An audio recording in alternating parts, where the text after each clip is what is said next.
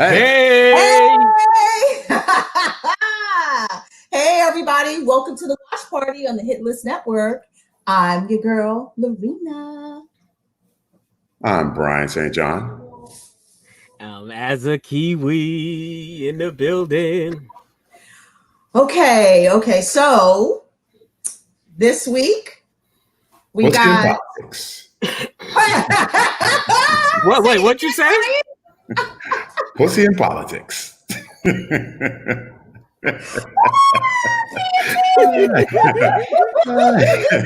All right, way to kick it off. Yes. That is exactly what we're doing. Today, we're going to be recapping the last 3 days of the DNC, right? It's been happening the last couple days. And then we're going to get into episode 6 of P-Valley. Episode 6 is called Legacy. So we're going to be talking about that. But let me just first check in on y'all. How y'all doing? I'm How tired. you doing, Tim? I've been ripping and running today. And so I had to drive all the way out to Long Island. So I've been all over the place, but I'm good. Yeah, today was my goddaughter's 4th birthday. So happy birthday! Thank you. So after I finished working up here in office, I got dressed real quick and took an Uber over to my cousin's house, so we could celebrate outside on the stoop. Nice. Yeah. Nice. Today was just for me a flurry of just activity, work related, from the time I got up all the way until time to sign on so we can do this podcast. Let's get into the DNC. All right. Night 1. We got the keynote by Michelle Obama. We got Senator Bernie Sanders. Right. I'm going to only name the highlights, the people that most people know. We got Governor Andrew Cuomo spoke. Jim Clyburn spoke. But obviously, the highlight was Michelle Obama. So the convention kicked off Monday in Milwaukee. And the first night focused on a theme of unity, which rallies the Democratic Party around the goal of defeating President Donald Trump. They had speakers from both parties pledging their support for Joe Biden. And we had, just some interesting things happen during night 1. But this is the first time in the history of the DNC that it's 100% virtual. Mm-hmm. What do you all think about that format? Of course, it had a different feel, but it just felt like, what can I say? Not a concert, but it just felt bigger. I don't know if I paid more attention this year because this year is just so much more important and epic and life-changing, but for me, it just had more of an impact going through each of the different states and hearing from the representative from each of the states saying this many votes for Biden, this many votes for Sanders, and seeing each of the representatives come on. It just I was sitting there like this, like, okay, all right, we here, we doing it. What about you, B? It was, at first I didn't know how to really.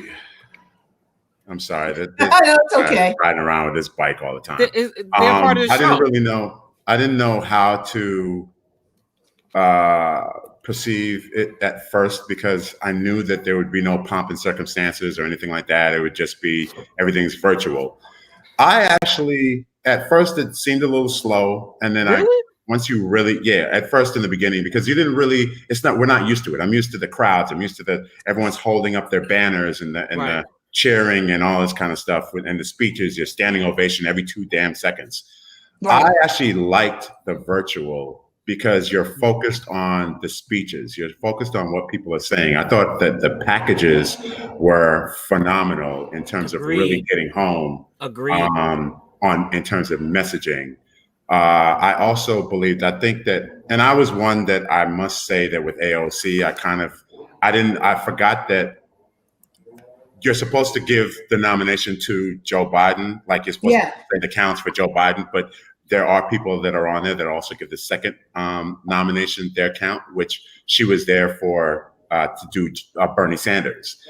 I did feel like she should have mentioned Biden, but she didn't. A lot of people felt that way, but she did her role. And then afterwards, she tweeted about go support Joe Biden or whatever the case may be. And she only had a minute, so there's only so much you could do in a minute.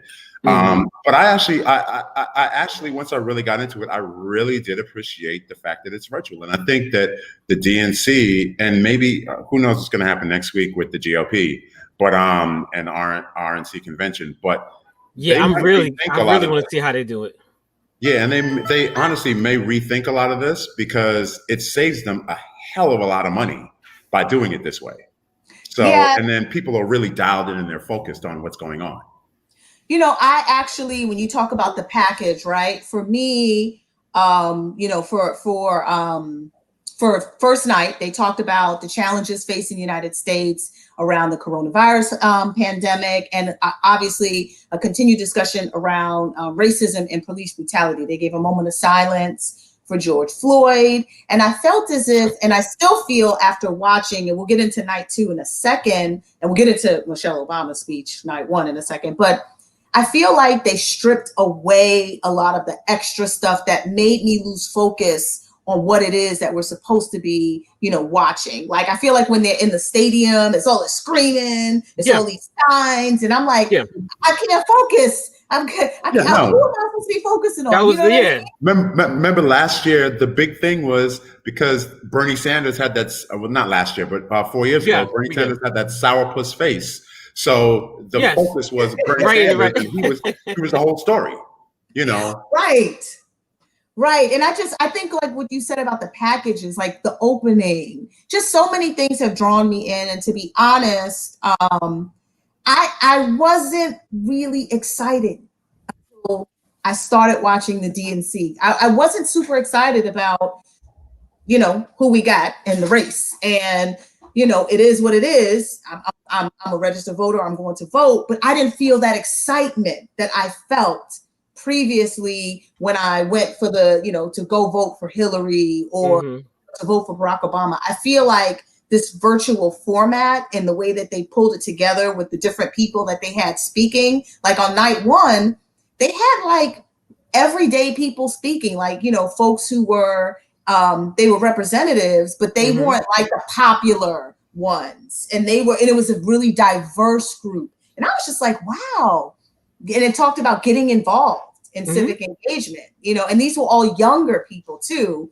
And so it as the days have gone on, I've gotten more excited and more engaged in the whole, DNC, Biden, Harris campaign. I think it's a good mixture when you have, because it's the regular, everyday, average person. I want to hear their stories. I want to hear their struggles. I want to hear what their issues are and what they want to see changed.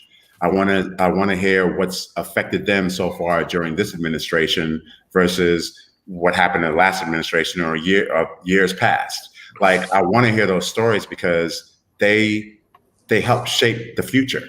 Agreed. We help shape the future. Agreed. So whatever is happening to us, you want us to tell these stories because it's only going to allow the politicians to know where to focus on. Exactly. People are struggling. We need to really take care of these people, because if you live in a bubble and you just assume that everything is perfect because you're dealing with nothing but a bunch of rich people's lives, they're good. They're always going to be good. They have money. They're fine. You need to tap into the middle class and the poor.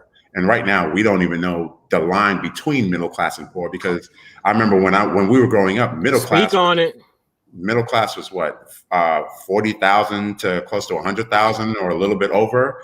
And now that's considered poor. Like, we're the poor class, basically. And the pandemic has tossed everything upside down. Yeah. The pandemic has revealed the many layers, and it's revealed America to be a third world country. Yep.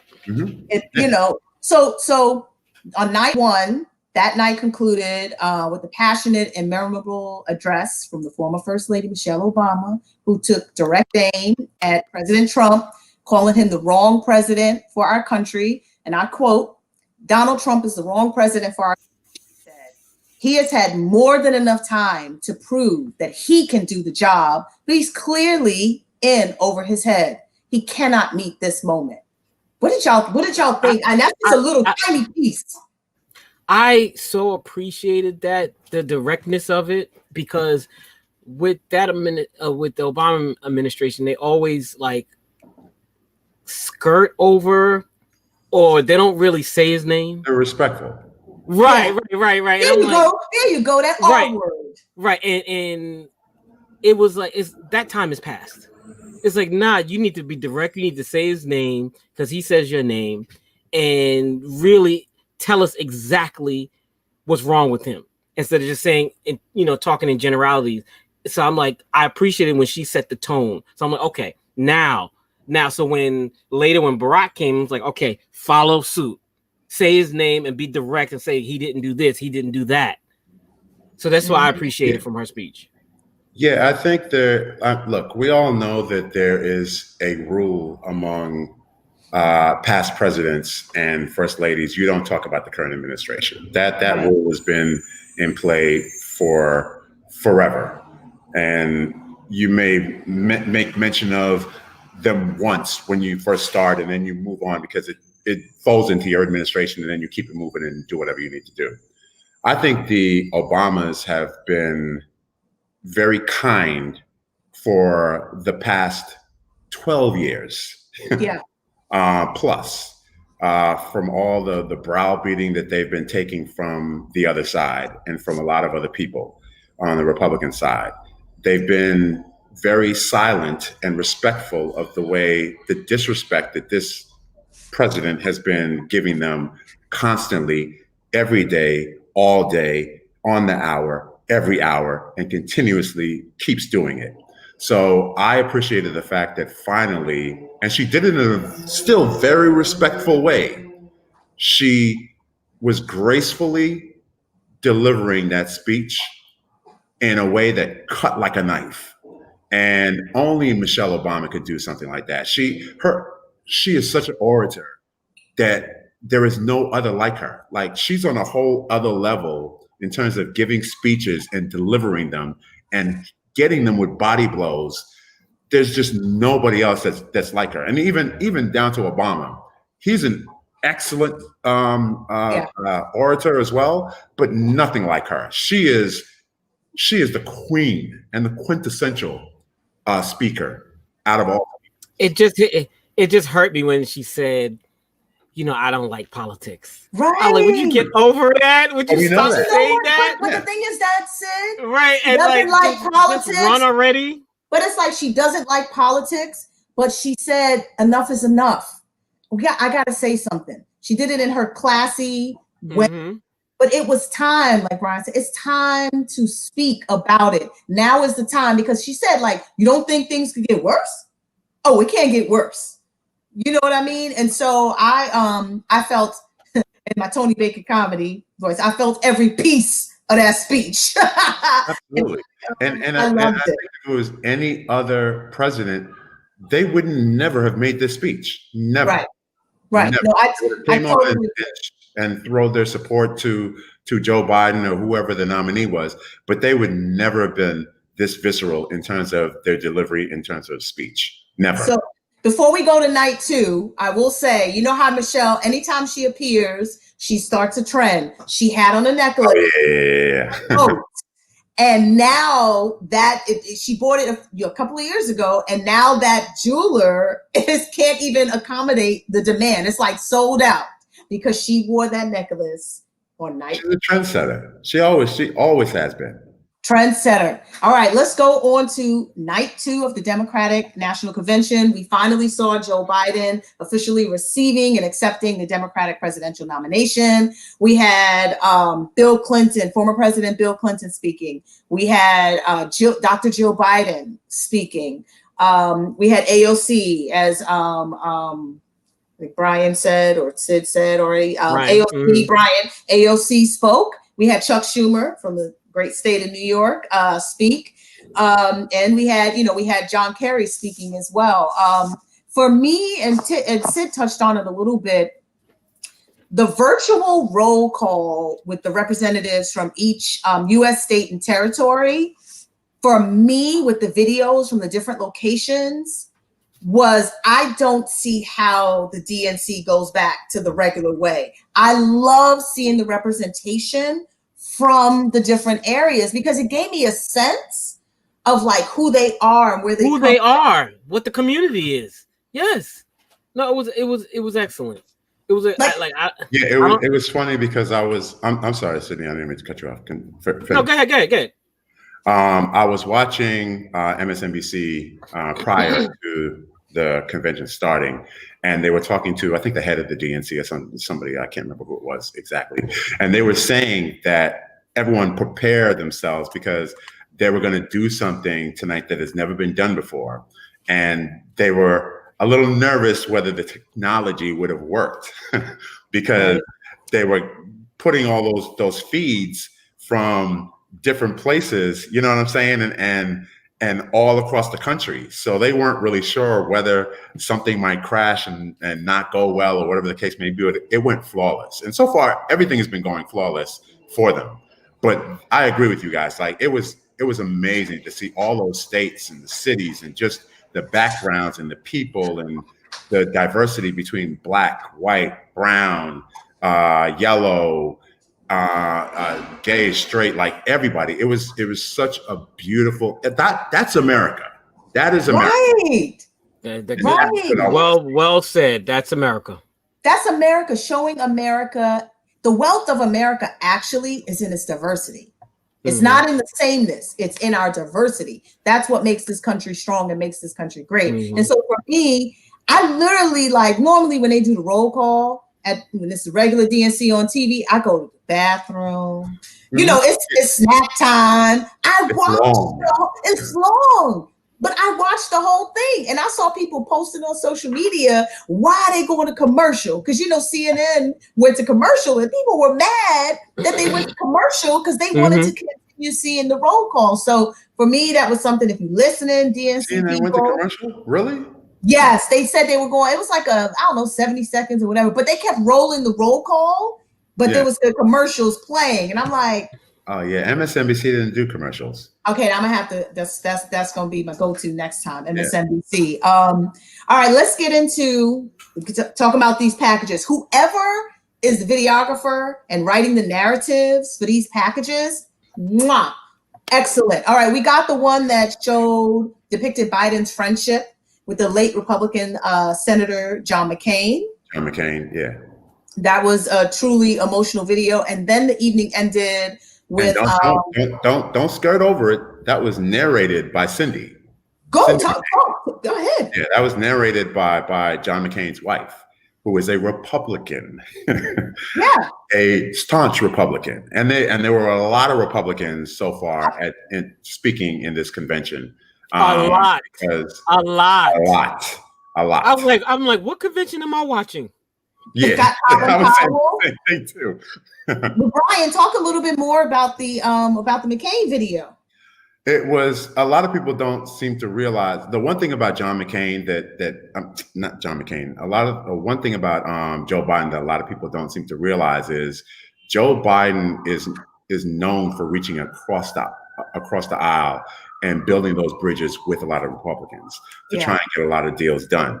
So he's a Democrat, true to heart, but he knows that you have to work with another person on the other side in order to get things done. I always tell people that I don't have to love you. We just got to get the work done. Like, exactly. We hate each other, but we just got to get the work done. Plain and simple. Yeah. So that's the type of person that Joe Biden was. And Joe Biden and John McCain actually did have a strong bonded friendship, and they built a friendship together because they've been working together for all these years in Congress. So that package was it was warm and very nice to see. It was heartfelt. Yeah, so the evening ended with the personal speech from Dr. Joe Biden. And so she was in the high school in Wilmington, Delaware, where she used to teach. And so, you know, in talking about the video packages, for me, Dr. Joe Biden's package was phenomenal. I mean, so much. Yeah. First of all, I didn't know it. nothing about I knew her. nothing. I knew nothing. He's the best. I knew I nothing. feel connected to her now. Like I'm like, I know you. You're like me.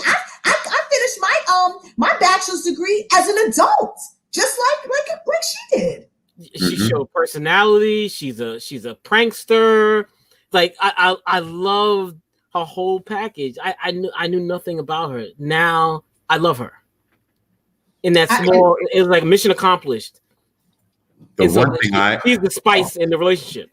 Yeah. Yes. The one thing I had always known was I did know that when he was VP, that she stayed teaching. I did know that because that was always the big thing with her, was like she still wanted to be a teacher. Like, I'm a teacher to heart. I'm not stopping teaching. That's not going to happen. And she did an interview just recently, and they asked her, well, if you become first lady, are you still going to teach? She's like, absolutely. She's like, I'll teach virtually. I love that. She's like, I'm a teacher first and foremost. Everything else comes seconded. Mm-hmm. And let me correct myself. I said bachelor's degree, master's degrees. We both got our master's degrees as full adult parents. And so I really enjoyed her package. I learned a lot about her. Like you said, Sid, she's a jokester. She would go on jogs. She found a dead snake. She would come back and bring it to the house. And I just really, it brought the full warmth of her personality, and it helped to understand a little bit more about who Joe Biden is, because this is and you know, she's a marathon runner. Yeah, I thought of you when they said shout out to the marathon runners. And she was beautiful when she was younger. She was hot. When that picture, I was like hot when she was like this. Yes, black and white. Woo! I said, okay, you see, Joe was trying to get the pickup lines. He was like, I'm busy this day, I'm busy that day. How about tomorrow? She's like, And I loved their blended family. And I just, I really liked their relationship. And I liked how at the end of his speech, at the end of her speech, he came in and she wasn't quite finished. And he was like, oh, okay. And, I like the chemistry between them two. Go ahead, Sid. I didn't know. I knew he lost his son. I didn't know about his daughter and his former wife. I didn't know that until me too. Yeah. I knew that whole history. And I didn't know. Well, they also said that he made sure his son saw him in the morning and saw him at night. Every 4-hour train ride. He would go, but even as vice president, he would go home to Delaware and travel back. I'm gonna we'll end night 2 with the quote from Dr. Biden. She said, go ahead. I gotta ask you a question, Lorena. He proposed to her 5 times. Would you keep a man waiting that long? Like, you know what? I don't even know. I think after the second time, I don't know if I'll have the courage to propose again. It shows his tenacity. And maybe on her mind, she's like, he can't do another thing. Because if you look at his schedule, right? He has, his son. I mean, he had a full life before they got married. So I don't know. I don't know if I would have said, if I would have made him wait for the 5th time, but I will say that man is tenacious. And it shows he's going to fight for us. He won't give up. You're right about that. You're right about that. Listen, he does not give up. Listen, he fought for that. He was like, oh, did you see that picture of her? I'm going to keep asking.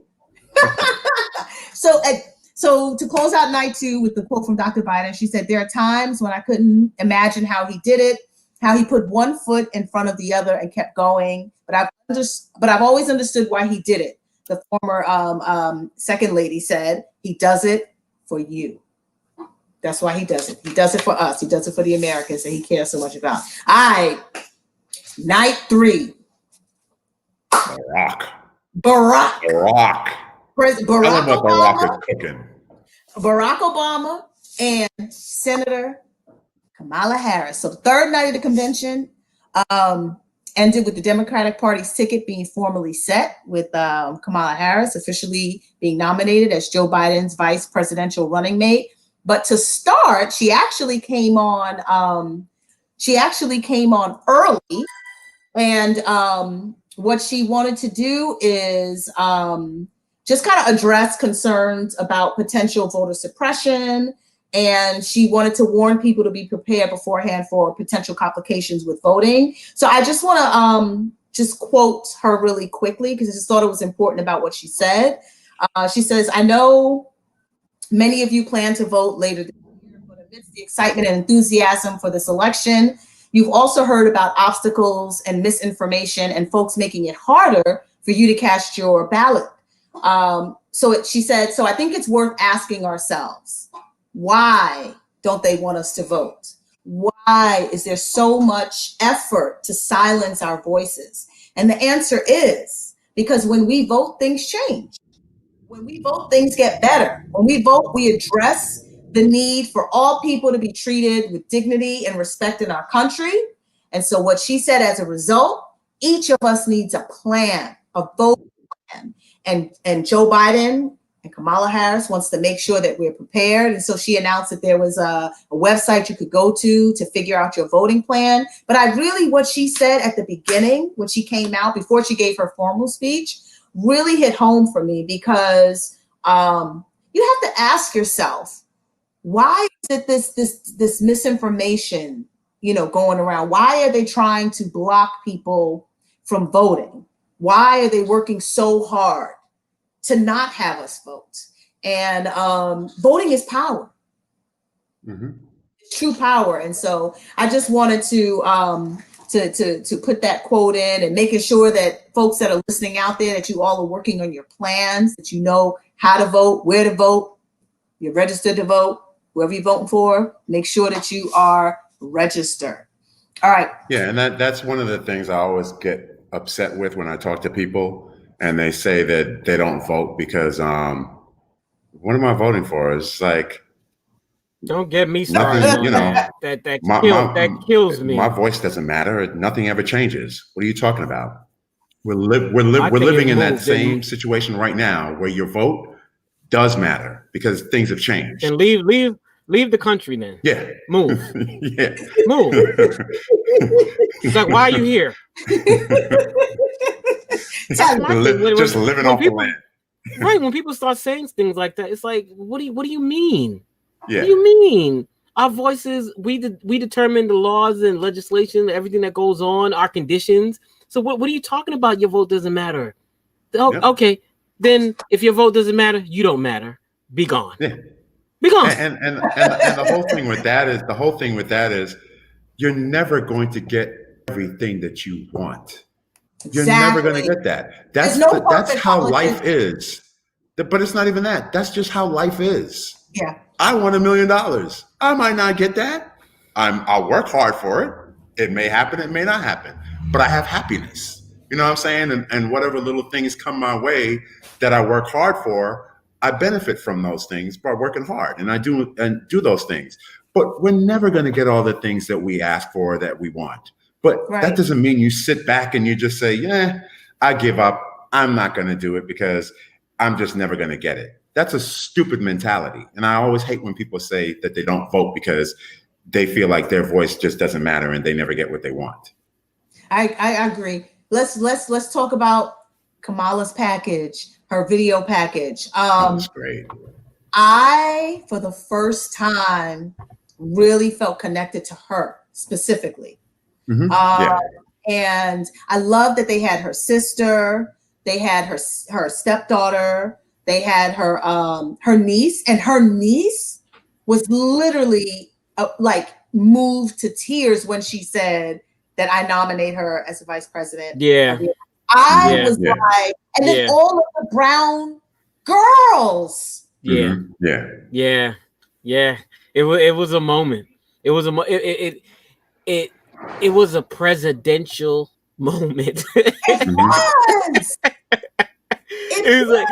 was. It was so much more than the vice president nomination. It just was like, okay, here we go again.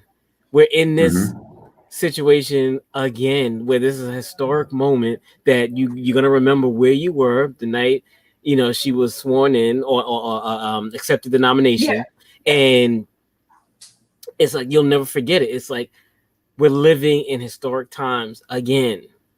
Again, and it was just a great moment, and then being connected to her through Howard University and knowing we share an experience and a mindset, it just drew me closer to her. And I have to agree. Like, I never in my lifetime thought that I would live to see a Black president, much less a nominee or running mate, I should say, for nominee and running mate of a female Black vice president. It's I don't know, it's a special moment. You think about your parents, you think about your grandparents, you think about the people that fought so hard for this day to see something like this happen. That I'm sure that our grandparents and our great grandparents never thought would ever happen. Because of how they grew up in the times that they grew up in. It's a special moment. It's history, and just let it sit there. Like, let her celebrate it. Let her enjoy this. Like, I hate the hate that people are coming with her, because let the history just sit for a second. Take the history in, and then criticize after, like next week or some shit like that. But just allow her to just relish in this feeling right now. Allow all of us to do it, because it's special for all of us, not just for her, for all of us. This is a celebration of us as Black folks. And Brian, for us, we never thought we would see, but for my 10-year-old, this is all he knows. He knows that you can be president, or you can be nominated as a woman, vice president, or president, just Hillary, right? This is the normal way of life for him in his mind. Like, he doesn't believe that there's no, there are the glass ceilings, right? Why can't I be president? If I want to be president, I mean, there's Barack Obama, right? Why can't why can't my cousin ascend or try to be vice president? You got, Kamala Harris. And so, what I loved about her acceptance speech, so she hammered home the importance of supporting Biden in November. She referred to Trump's time in the White House as a failure of leadership. I love that. I felt like she was going to say, I want to give a shout out to, but she was like, she said the HBCU, brother. Yes, she did. Yes, she did. Yes, she did. So love that. She said the Divine Nine. Yes, she did. Love that. That's in a yes, she did. president acceptance speech. Yes, she did. Yes, she did. No, she put us all on the map with that speech. All of us. She represented every single one of us. Go ahead, Sid. No, she had said a term like my chiqueta. Yeah, she said. Yeah, I can't remember. Yeah, something I was just like, go ahead with the little nicknames. She was like, to my aunties, to my uncles, my chica, some. I was like, okay. I loved it. Like, I love that. Obviously when we go back and we watch this is forever in the archives, right? Yeah. Mm-hmm. The HBCU shout out, the AKA shout out, the Divine Nine shout out. Because some people was at home like, what's the AKA? What's the Divine Nine? They looking that stuff up because they don't know it. Not some, all of the non-Black people were like, what is she talking about? Because it's not a part of their culture, right? Oh, yeah, I loved it. I don't want to get too far ahead about her package and how her mom, Shamala, raised her sister because of how they looked as Black women too. Mm-hmm. So shout out to her mother for recognizing that, and rest in peace to her mom. So another thing that Harris said in her speech was, years from now, this moment will have passed, and our children and our grandchildren will look in our eyes and ask us, where were you when the stakes were so high? They will ask us, what was it like? And we will tell them not just how we felt, we will tell them what we did. And so again, like the speech writing is on point for her. And I feel it had to be. This was a monumental moment. So it had to be the best. You know, this was her first speech. So it had to be historic, memorable, all of the above. You know, this would be our forever, everlasting impression of her. Yeah. I agree. Okay. Let's get to it. Let's get to former President Obama delivered a forceful rebuke of Trump and urged people to vote. Go. Talk about it. Let's go. Once again, it was another historical, monumental. Yes, it was. Speech. Let's just talk about, first of all, the man is from Chicago.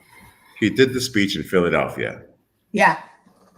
The Constitution, words of the Constitution were written on the wall behind him. Like everything was strategically planned out. Yes. Sir. Because he knows that everything that's happening is a breakdown of all of the norms, all of the and Obama knows the Constitution. He studied the Constitution. Yeah. He's a believer in the Constitution. He's a scholar. Yeah. So he normally is very, once again, like Michelle Obama, he, in all his speeches in the past, he has ways with words where he talks about the current president without ever saying his name. But you all know how he's addressing him. He laid it out. He put it all out on the table, because we are living in dark times. We are living in different times. We are living in where all of our institutions we are seeing getting destroyed. The FBI, the post office, the voting rights, our military is being used as pawns in the street against us as Americans. We're caging children, like all these things that are happening that we have never seen on this level before. Yeah. So it's about time that he is just like, I've had enough. I'm fed up. And he just put it all out there, and he went full throat, straight attack. And I loved every second of it. I thought it was brilliant. I'm going to throw a quote in before Sid speaks. So this is one quote from his speech. He said, "I did hope for the sake of our country that Donald Trump might show some interest in taking the job seriously, that he might feel the weight of the office and discover some reverence for the democracy that had been placed in his care. But he never did." And I was just like, wow. That was me doing the mic drop, everybody, for those listening. I've never heard in the time, right, these past couple of years, you've not heard Barack Obama speak this way. And this was a 360-degree turn, because the Democrats have been asking, like, can y'all say something? Can get involved? He's always been respectful. He knows he's always followed that rule. You don't talk about the current president. You just don't. They just don't do it. Mm-hmm. Sid, what did you think about his speech? Listen, we're in a life or death situation. Mm-hmm. Yes, sir. It's drastic. Mm-hmm. There's no more pussyfooting around. It's life or death. And if everyone is waiting for me to speak and I'm the one and you miss me, I got to break it down. I can't be, the nice. I got to break it down. And this is what he has to do it in his manner, his way. Right. But we've been waiting for, as Brian said, years. And so he had to be direct. He had to be forceful, and he had to come straight at him, and then end with "my friend Joe," Mm-hmm. and then plus you came at my wife on Monday, so I'm coming at you. Exactly. But I mean, we can go on and on. My main thing is it was flawless. He was flawless. Yeah. So tonight marks the final night in the convention, and that is when Biden officially is set to accept the Democratic presidential nomination. So good luck to Biden in accepting his nomination. All right, we're going to transition. Talk about some pussy.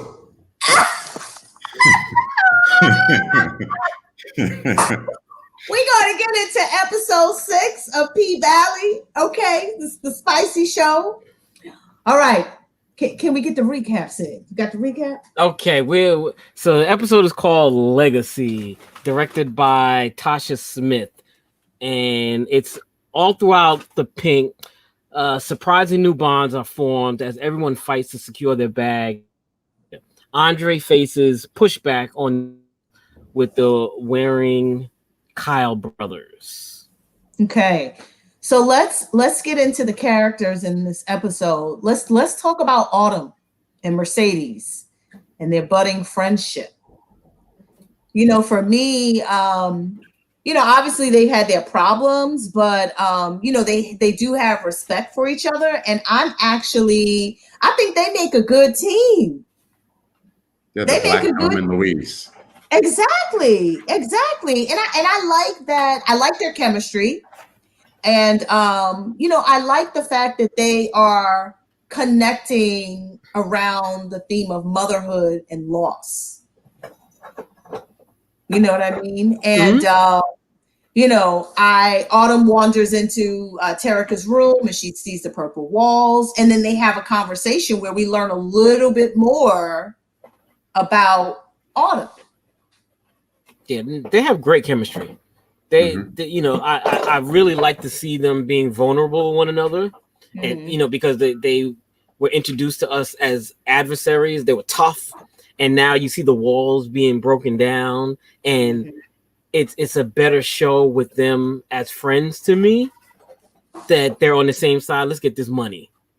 And I like the montage of them with the different outfits and wigs going to get the cash at all the different check cashing places. I love that, you know. So I'm looking forward to see how this friendship develops. You know, as I mean, I don't know how many episodes we got left, but I think it's 2. That's two more. Okay. Quick question though. I mean, we don't really know, but were they going back to the same cash place? No, they go to different ones, different locations. Yeah. Okay, because I was just like, it looked like the same. That they riding in the same car. It's like they're going in there with different outfits, but they got the same car. It looks like the same door each time. You know, one thing it does look like the same door too. Yeah, it's budget. Right. Well, there we go. So yeah, but how many places could they be going to? That town can't be that big. I know. I know they're going to different towns. Yeah, they're driving. Yeah, they're driving all over. So you know, one thing we learned in the conversation with Autumn and oh, did I cut you off? I'm sorry, Brian. No, he's like. Here we go with the shy stuff. In the conversation with Autumn and Mercedes in Terrica's room, as they discussed their past, we learned that Autumn's child was actually called Autumn, which explains why she adopted this name. That name. As an alias. And you could see as Autumn was opening up, you could see her opening up. And as Mercedes was like asking more questions, you could see a little bit of closure, because then she just got up abruptly and was like, "You said the bathroom's this way, right?" It was a little bit. Yeah, I'm sorry. There's still stuff about her that we don't know. So they don't want the show has been very strategic in revealing her past, and they've been giving us a little bit, but then holding it back. So we keep guessing about what's really going on with her and what really happened to her in her past. So now we see a little bit more of that to kind of get into a little bit more of her character and kind of get to understand her a little bit more. But at the same point in time, the show is just like, we gave you a little bit now about with the daughter and Autumn. Now we got to take it back, and now you got to keep guessing about her character. So I think what they're doing is strategic, and I think they're doing a great job of it. And we're going to stay on Autumn. So Autumn phones Andre, and she tells him that she's leaving. And you know, Andre is interesting. He definitely is about that Autumn life, because he paid for that food bill, and Mercedes is like, "Dang, you ain't even do nothing, and you got people paying for the food." They keep peeling back layers to Andre to show us that he's not as nice or wholesome as we first imagined him to be. And he's also seems like he's having a struggle with his marriage. Yes. You know, well, because internally, Because I don't see anything wrong with her. No, she's. I think it's on him. I think you're right Yeah. because she wants him to come back. It doesn't seem like he wants to go back home. No, he doesn't. He And fell in love. But I think it's deeper than that. I think this is before. This seems like it started before he even met Autumn because he's been in that town. Like that's his hometown. Right. And 'cause remember she was saying something about come home, and he's like, no, this is my home. You know what I'm saying? But she's like, you live here in Georgia, you know, Exactly. and so I think they've been away from each other for a minute. And I think she's kind of been holding hope that he's coming back home soon and understands that he's doing some business. But I think he's also using that business to stay away from going back home. Yeah, no, I agree with you. I agree with you. But we got sticking with Autumn right now. We get this missing persons poster up on the wall for Haley Colton, and that's kind of what we see. And I'm like, I have a question. So we only see glimpses of Haley's past, right? And it's telling us why she chose the name Autumn. But learning more about Haley, like, I want to know how she knows so much about Bitcoin, offshore accounts, and all that kind of stuff. Because when she was sitting there with Mercedes and telling her what to do and giving her advice, she knew a lot about this stuff to just be a stripper. But that's what I'm saying. Well, no, she wasn't a stripper. Yeah. Yeah. Well, yes. Yeah. She just learned that this is all part of the disguise so that you can't find her. So she's on the other side of the tracks. Like, she probably was not a stockbroker, but a secretary or something in that field with the husband or whoever this man is. Right. They were in it together. Maybe he was abusive. She ran away with the child. And then the flood happened. The child died. And then, that's how she has access to his account. Because maybe, it was a joint thing. And maybe they hustled and got this money together. Oh yeah. Okay. Somehow. And she's like pulling it back. That's because she has to have access somehow to this account, without hacking it. And the way she keeps talking about the account and the money, it's like it's hers. So we'll find out, we're going to find out about her.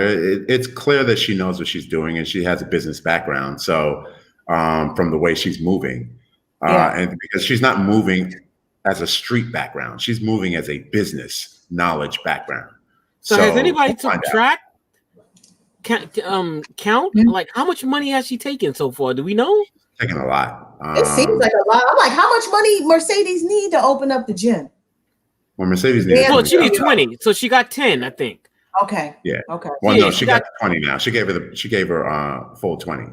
Oh, so she got her money back. Yeah, she got her money back. Okay. Yeah. All right, let's talk about Andre, Wayne, Wyatt, Corbin.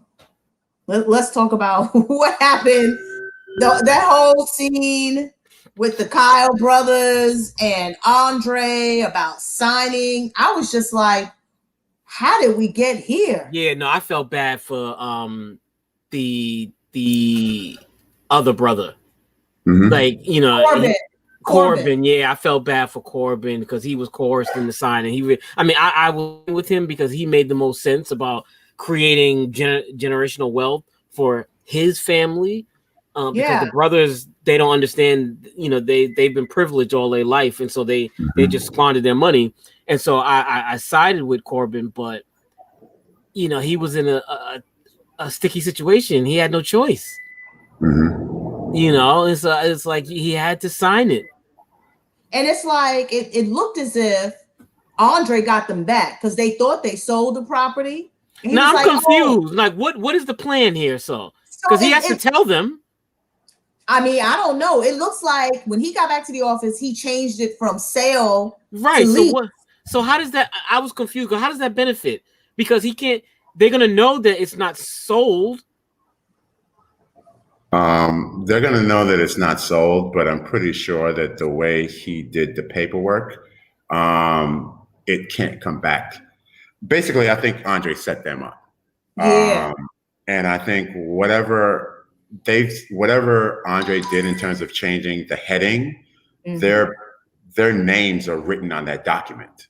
So whatever legal thing that may come for him afterwards, it doesn't really matter because their names are written now on that document that now says lease versus sale. So does Andre benefit differently now? Is there a different apparently commission? Andre benefits differently. Yeah. Okay.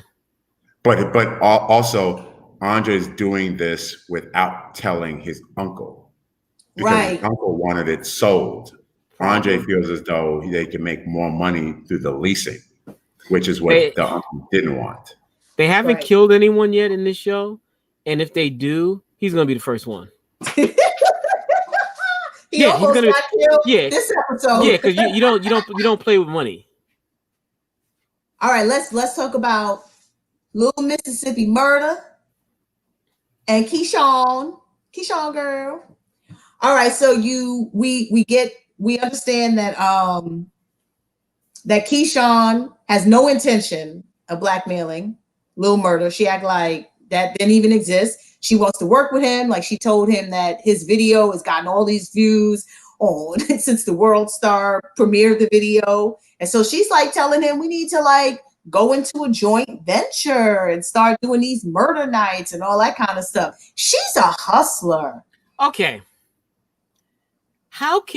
Now you tell me, Lorena, how can you be so savvy and a hustler in that regard, but then you stay in an abusive relationship with your husband?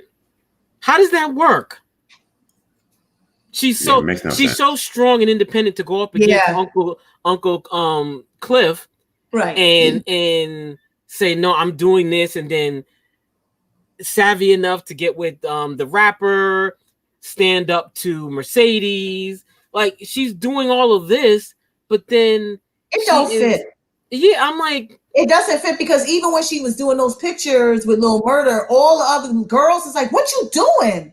Like because all those other girls know she gonna get a beat down, right? And she knows she gonna get a beat down. Right. So it doesn't make any sense, right? Yeah. And why did she leave?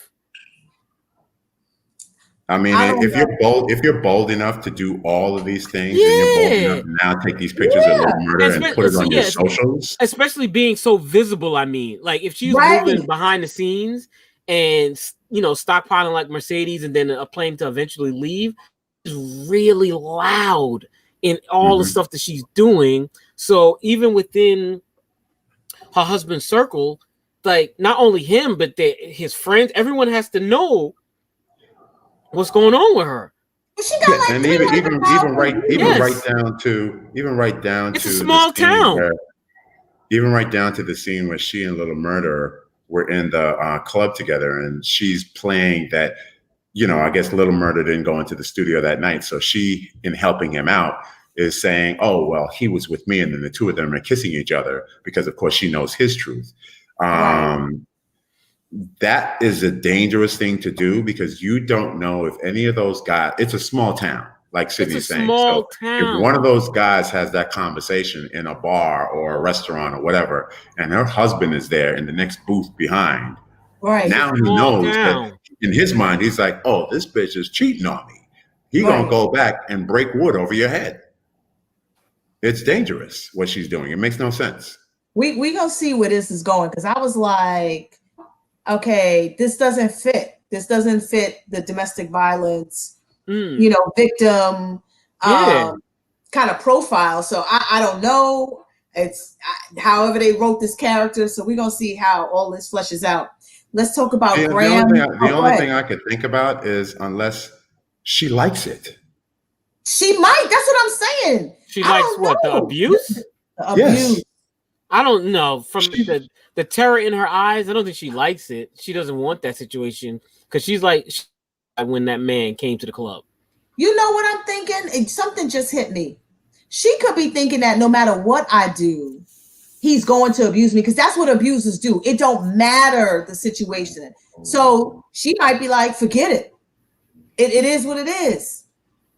You know, I wouldn't necessarily, huh? No, I mean, I guess we'll find out. Yeah. And, you know, maybe in the next 2 episodes. We'll see.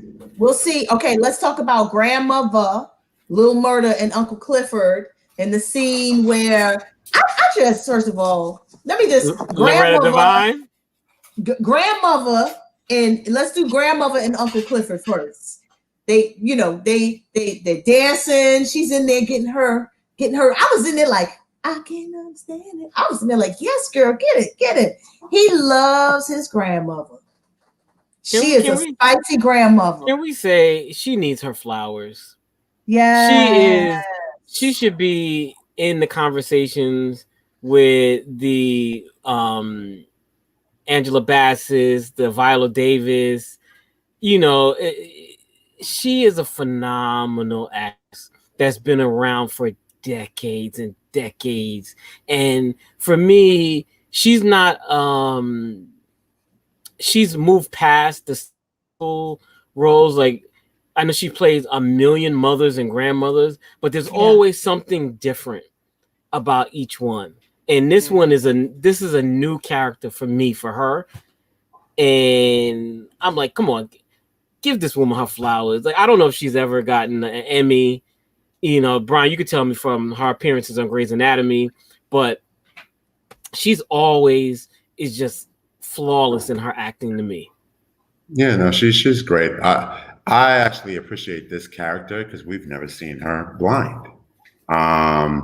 So to be blind and she's blind, she's ghetto, she loves her weed, like all these little things, makes me say, yeah, Grandma, I think I want to hang out with you. That's what I'm saying.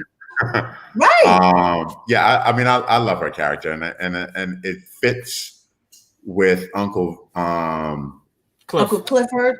Uncle Clifford, because we see where he gets that spice from. Like he gets it from her. And I love their relationship, and the fact that even though she can't see nothing, she knows. She's like, yo, that man, you got that, you know, he likes you, bring him over, you know what I'm saying? I'm going to have fun with him. Like, you would never think that she has this handicap because she has all this love, and the love shows through more than anything else. Yeah. So kudos to Loretta Devine. I loved her. I love the whole date scene with Grandmother. It was just normal. Like little Murda was just dying laughing. And we've never seen that. No, we've never seen that. Like we've never seen that in Black people, right? Never seen on a show where we've never seen this in this light. Yeah, like it's just a normal thing. Like my Uncle Clifford, he's bringing his date over, and we're all in the living room, and it's all accepted as normal, having a conversation, right? Mm-hmm. And that scene actually really touched me, because I was just like, the normalization. Yes, come on home to meet your family in the Black community. And Uncle Clifford is loved by his grandmother. She said to Little Murda, she showed him the picture of him on the wall. She said he came switching out of the womb. Oh my goodness. We also learn a lot about how much her history is tied up into Pink. Yeah, and now we know where the Pink came from. And we know where the debt came from. Yeah. You know, which, you know, when I think about in that conversation she had with Uncle Clifford about, he pulled out all the different things she signed that added onto the debt.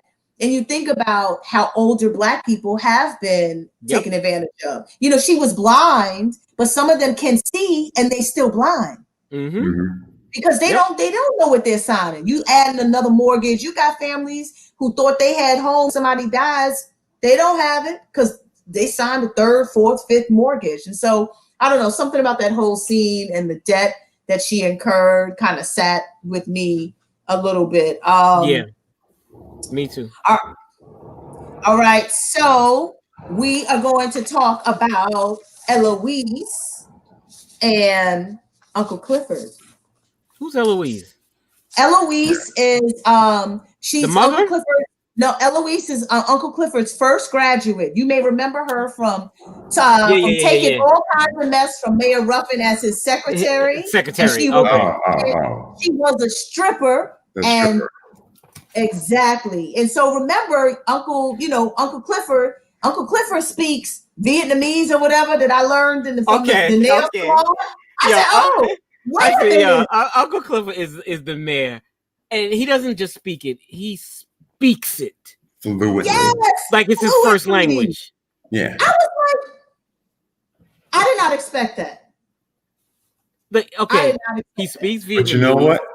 That's what I always wanted to see. I like learning. I could never pick up a second language. I could never retain it or whatever. I don't know why.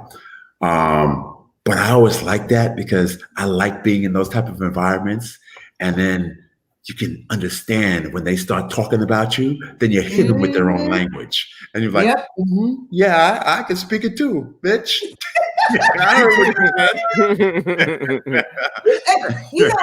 And I think he set up that whole thing like with the nail techs, knowing when Eloise's appointment was, because as soon as she came in, he was talking to her and he slid up on that chair next to her and was like, you could have told me. What the mayor was doing. He is the unofficial mayor of the city, the town. That he knows everyone's secrets, connected to every single person.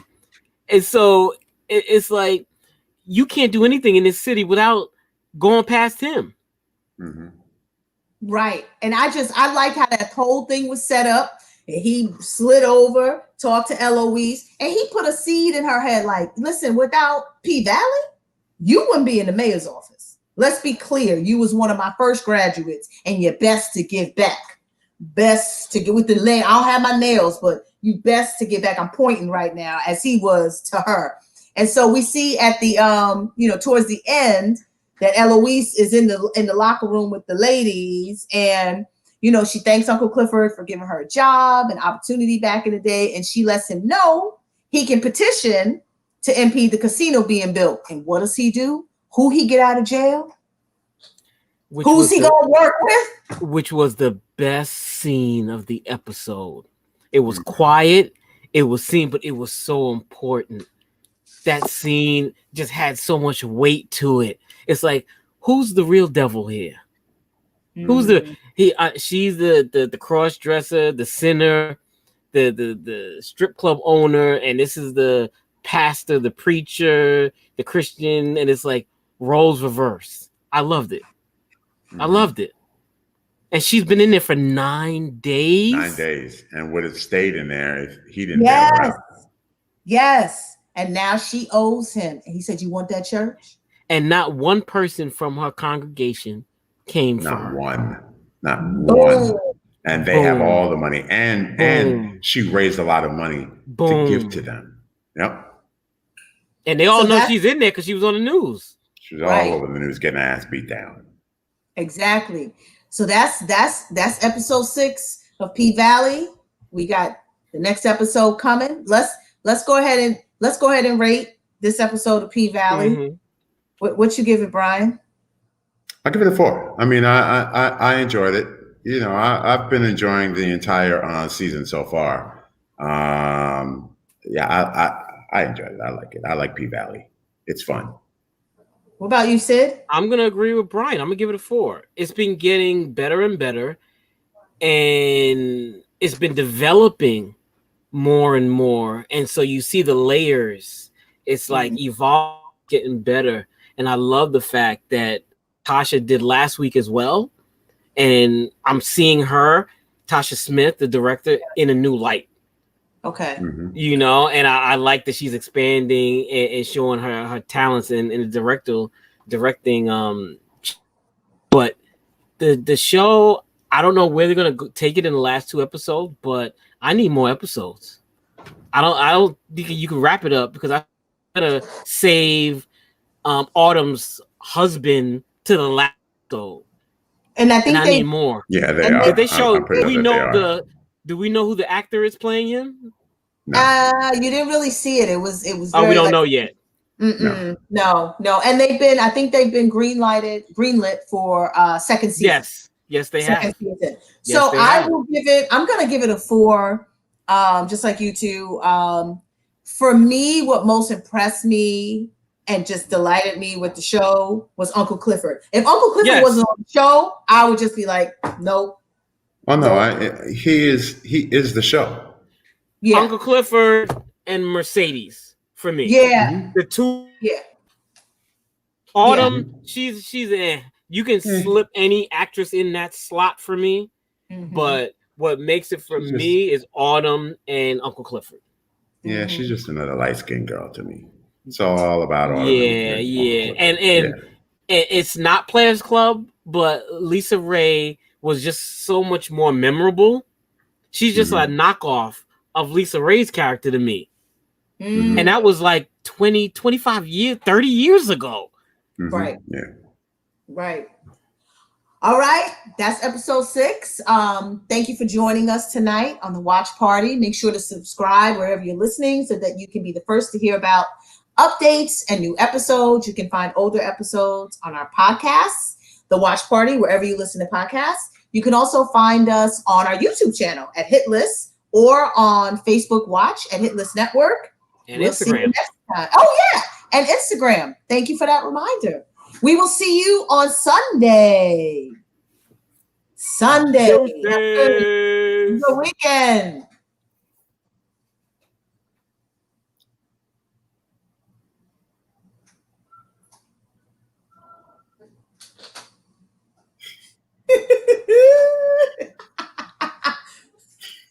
And that's the Watch Party. Producer.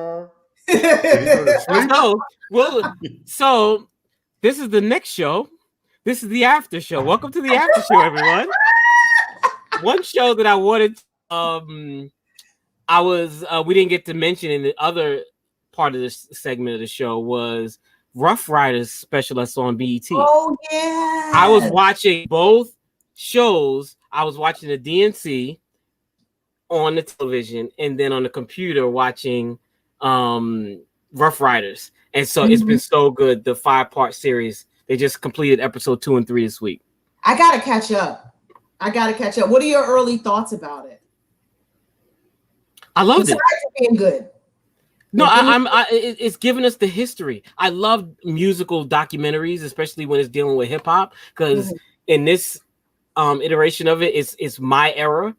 And so it's not like the first generation of hip hop. This is when I first got into the business. And so I'm seeing it from another perspective. So I love it. I'm gonna watch it, and then maybe we can do a show on the whole series. Okay. I'm down. Okay. All right. And now, good night, everybody.